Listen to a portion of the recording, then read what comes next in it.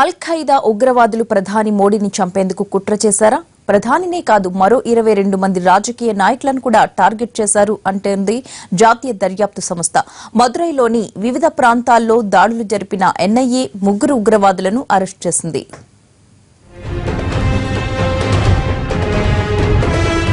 తమిళనాడులోని మదురై పట్టణంలో ముగ్గురు అల్ ఖైదా టెర్రరిస్టులను జాతీయ దర్యాప్తు సంస్థ అరెస్టు చేసింది. ఖచ్చితమైన సమాచారంతో వివిధ ప్రాంతాల్లో దాడులు జరిపిన ఎన్ఐఏ అధికారులు ముగ్గురు ఉగ్రవాదుల్ని అరెస్టు చేశారు. వారి దగ్గర నుంచి పేలుడు సామాగ్రిని స్వాధీనం చేసుకున్నారు. ప్రధాని నరేంద్ర మోడీతో పాటు మరో 22 మంది ప్రముఖ రాజకీయ నాయకులను ఈ ముగ్గురు ఉగ్రవాదులు టార్గెట్ చేసినట్లు ఎన్ఐఏ తెలిపింది. కరీం, ఆసిఫ్, మొహమ్మద్, అబ్బాస్ అలీ అనే ముగ్గురు ఉగ్రవాదులు దక్షిణ భారతదేశంలో అల్ ఖైదా కోసం పనిచేస్తున్నట్లుగా ఎన్ఐఏ గుర్తించింది.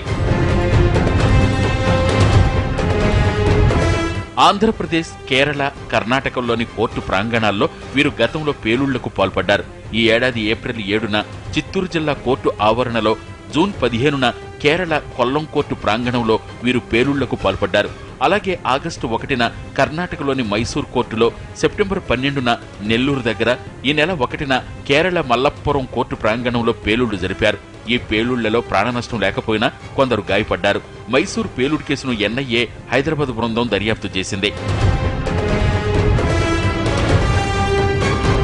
తెలంగాణ, తమిళనాడు పోలీసులతో కలిసి ఎన్ఐఏ అధికారులు ఆదివారం రాత్రి నుంచే చెన్నై, మదురైల్లో దాడులు చేశారు. అబ్బాస్, కరీం, అయూబులను అరెస్టు చేశారు. కరపత్రాల తయారీకి వాడిన కంప్యూటర్, హార్డ్ డిస్క్, సెల్ ఫోన్లు స్వాధీనం చేసుకున్నారు. వీరిని తమిళనాడు, మదురై కోర్టుల్లో హాజరుపరిచారు. నిందితుల్ని మైసూర్ కేసుకు సంబంధించి బెంగళూరు తరలించడానికి సన్నాహాలు చేస్తున్నారు.